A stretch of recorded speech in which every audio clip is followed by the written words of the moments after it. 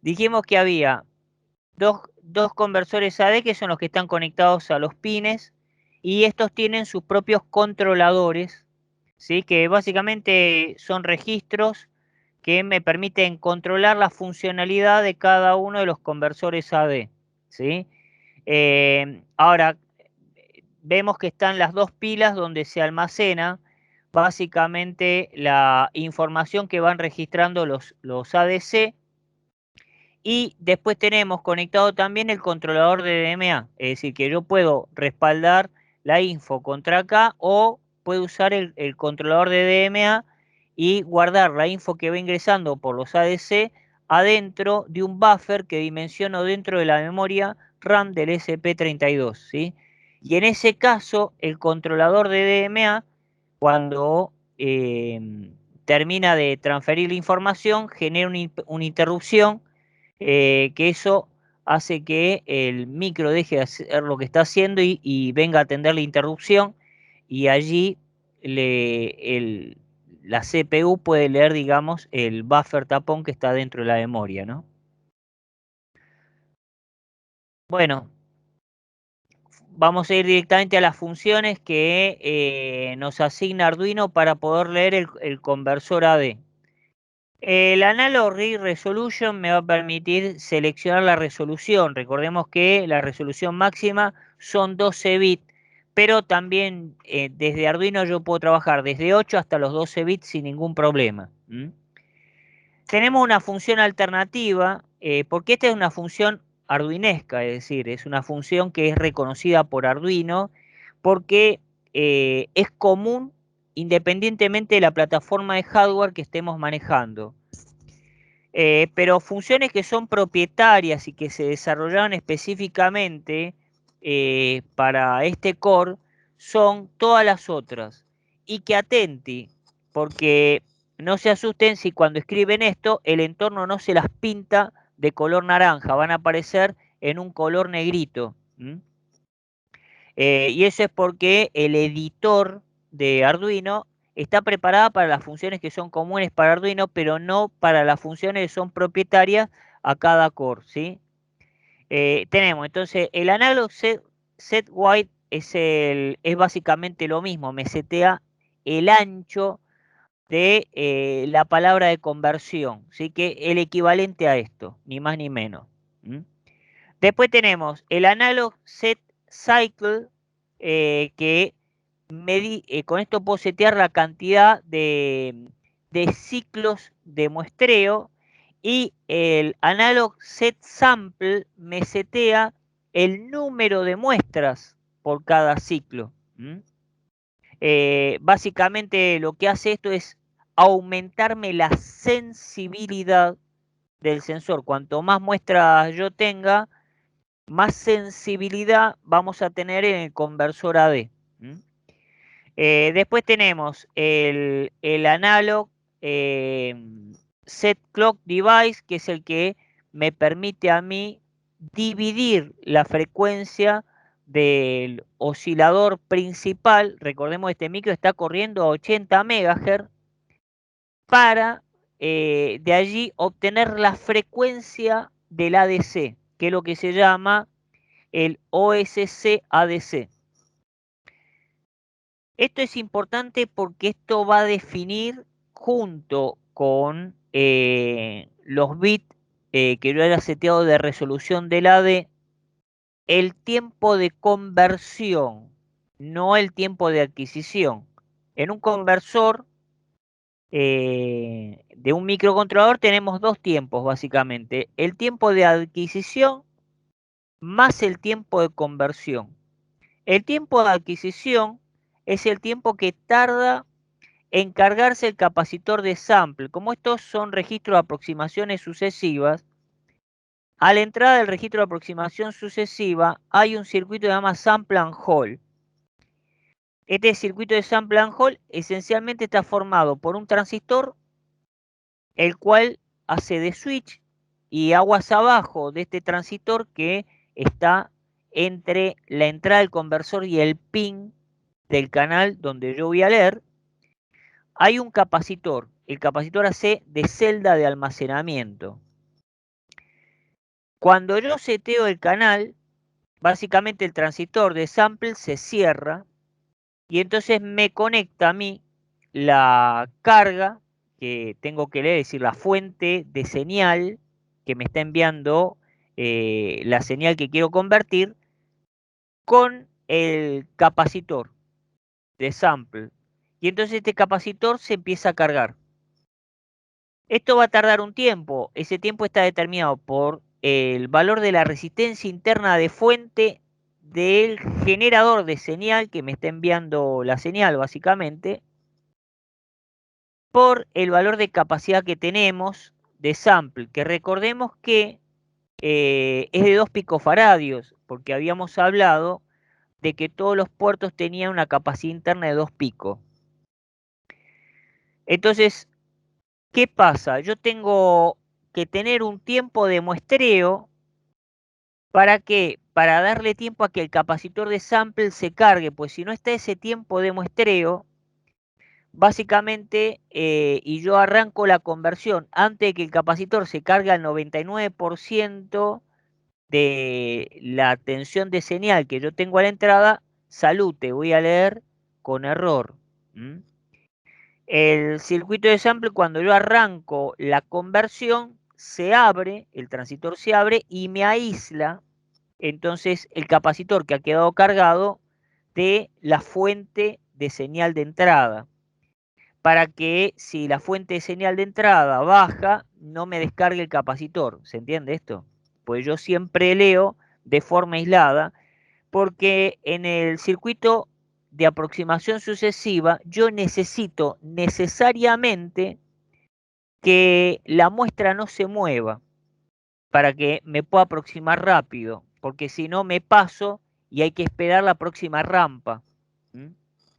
Por cómo funciona justamente el SAR. Por eso el tiempo de sample, ¿sí? Tiene que ser lo más chico posible, por lo cual tenemos que tratar que las impedancias de salida de las fuentes de señal sean bajas. ¿M? Generalmente se trata que sean menores a 10K. Y el otro tiempo, que ya no depende de la fuente externa, sino que depende internamente de la frecuencia a la cual está trabajando el micro, es el tiempo que le va a llevar al tipo convertir ese valor que acaba de mostrar en un valor que va de 0 al valor máximo en función de la resolución que hayamos seteado. ¿Sí? ¿Y qué eso cuánto tarda? Bueno, un tiempo de la D por cada bit de conversión. Entonces por ejemplo, estoy trabajando con 12 bits, entonces vamos a tardar justamente 12 tiempos de la D. Y el tiempo de la D es 1 sobre la frecuencia de la D. Hipotéticamente hablando, si mi frecuencia de la D es de 1 MHz, estoy con 12 bits de resolución, el tiempo de conversión total va a ser de 12 bits. Más se calcula un bit más para transferir ese dato al registro del conversor. Es decir, que estaríamos en los 13 microsegundos. Pero bueno, nadie trabaja con esta bestia en tiempos tan enormes, ¿sí? Entonces, ¿qué se hace? Y generalmente la frecuencia de clock está muy próxima a la del oscilador, ¿sí? Imagínense que a 80 MHz el tiempo de la D y por lo tanto el tiempo de conversión es rapidísimo. Pero si yo quisiera trabajar con tiempos lentos, bueno, aumento el factor de división, que es en un rango de 8 bits, es decir, que yo puedo dividir hasta 255. Después tenemos un atenuador que es programable y que funciona en todas las entradas, excepto que yo selecciono un pin específico con el analog set pin attenuation que me va a permitir que no se aplique a todos los pines, sino a un pin específico. El atenuador básicamente lo que hace es justamente atenuarme la señal de entrada que yo tengo. Eh, y después tenemos el ADC Attach Pin, que lo que hace es fijarme un pin como analógico. Y después hay tres funciones que me independizan de tener que usar la función atrapante analog read. El analog read es una función atrapante porque cuando yo la llamo esta función, la función queda colgada acá hasta que no termina de convertir el AD. El AD al final de la conversión genera una señal que es la end of conversion. Y hasta que no esté esa señal, desde acá no salimos. Por lo tanto, si, por ejemplo, el AD tardó en convertir, no sé, 12 microsegundos, voy a quedar varado en esta línea por 12 microsegundos. Que si estoy trabajando a 80 MHz es un abismo. Entonces, justamente esto que es una función que por ahí es rápida para una placa Arduino, en este tipo de micros, la verdad que es un desperdicio de tiempo espectacular.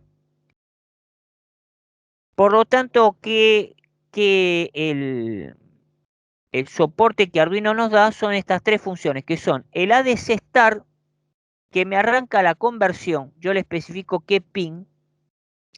El ADC Basic, que me permite saber si ya del pin que yo seteé terminó el proceso de conversión o no. Y después tenemos el resultado del AD, que lo que hace es entregarme el resultado una vez que terminó. Es decir, el tipo entra habiendo finalizado el base, yo veo que ya terminó el proceso de conversión, entonces leo directamente con este. Por lo tanto, de esta forma yo puedo arrancar la conversión, haber puesto el conversor por final de conversión que genera una interrupción, y cuando se genera la interrupción levantar el dato con esta función. Y no tener que usar el analog read. El analog read en realidad lo usamos cuando, y cuando el tiempo para mí no es crucial. Pero antes de que terminemos, yo quería mostrarles una aplicación que habíamos hecho, que está corriendo en este momento porque tengo la placa puesta.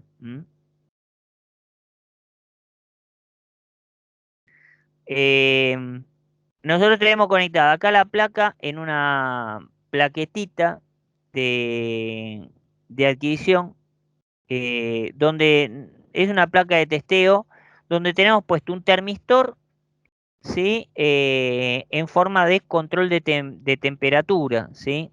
El termistor, leer la temperatura por un termistor es un recurso bastante barato, más hoy en día que están todos los números volando por ahí. Recordemos que las distintas tecnologías que se usan para el sensado de temperatura eh, son variadas, ¿sí? Podemos leer desde una termocupla, que es muy económica, pero tenemos la problemática de la alinealidad de la termocupla, pero tiene una gran excursión. Generalmente usamos las termocuplas cuando hay que medir temperaturas muy altas, ¿sí? Es decir, arriba de los 100 grados.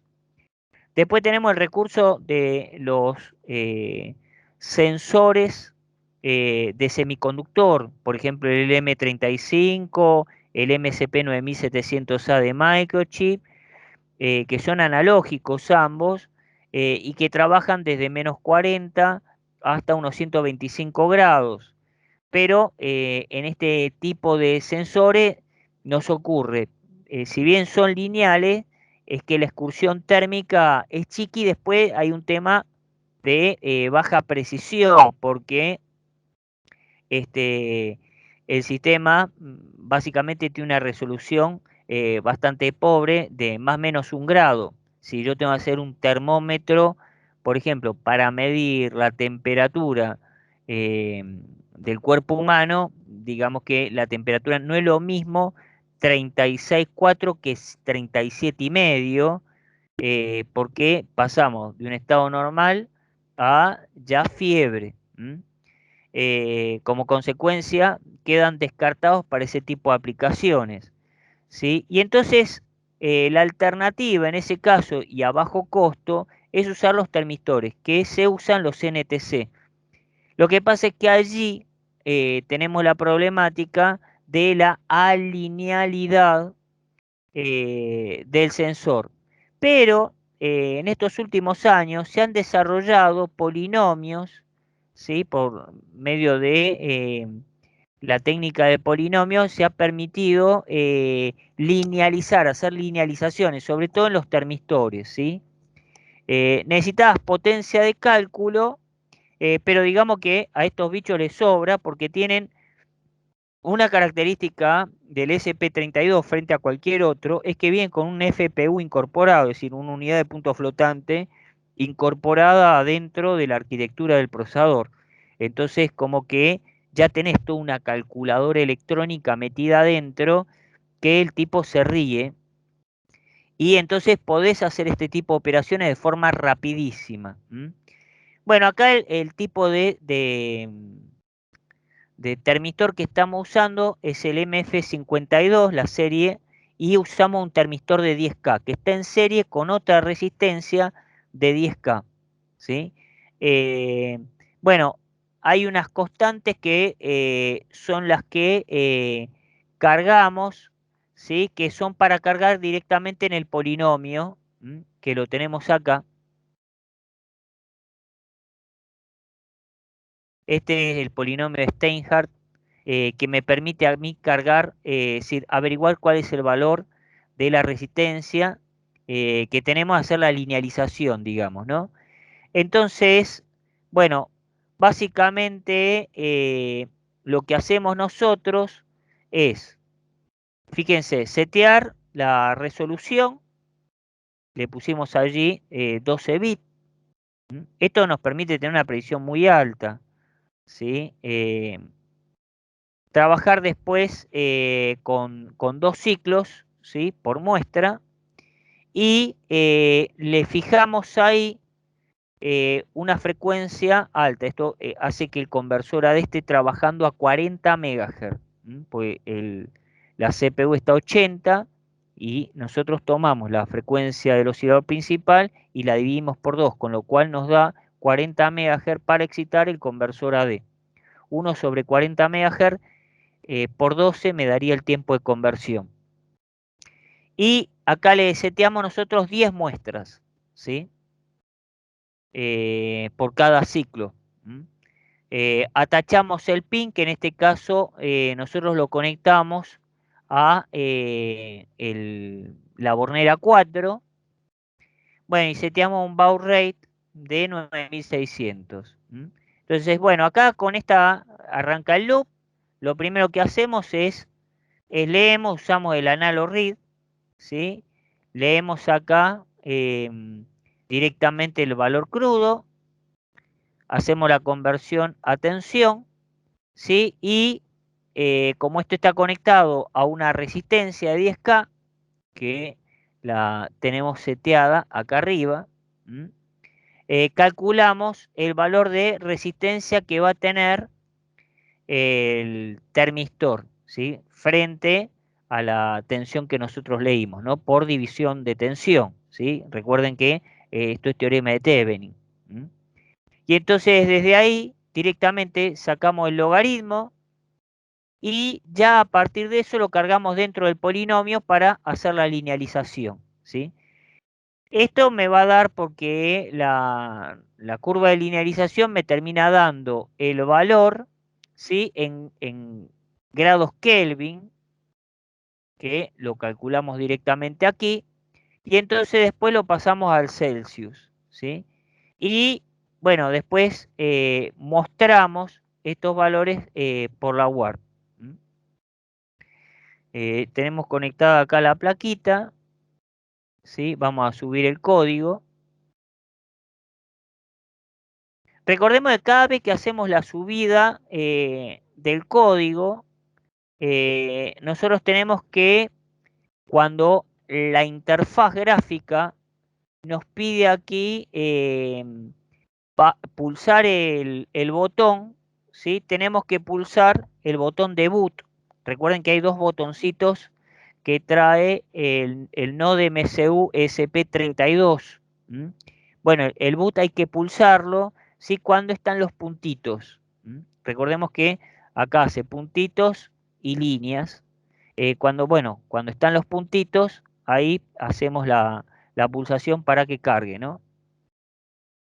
Vamos a esperar a que termine de compilar. Bueno, ahí está. ¿Ven? Ahí conectando.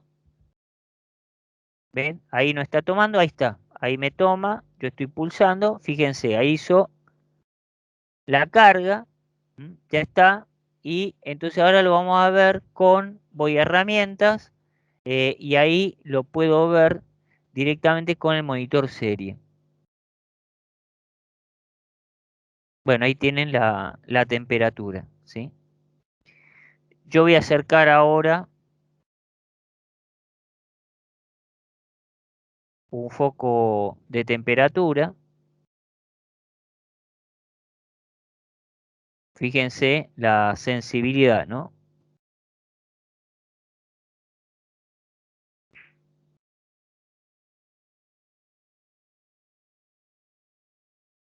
Y ahí alejo el foco de temperatura, que básicamente lo que hice fue envolver al sensor, presionarlo con mis dedos,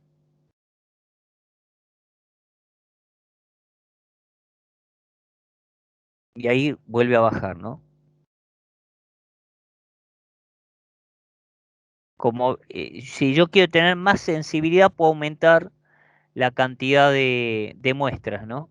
Es decir, regulando la cantidad de muestras por ciclo de muestreo, entonces yo hago que el sistema sea más sensible o no. La verdad que es espectacular cómo funciona el ADC.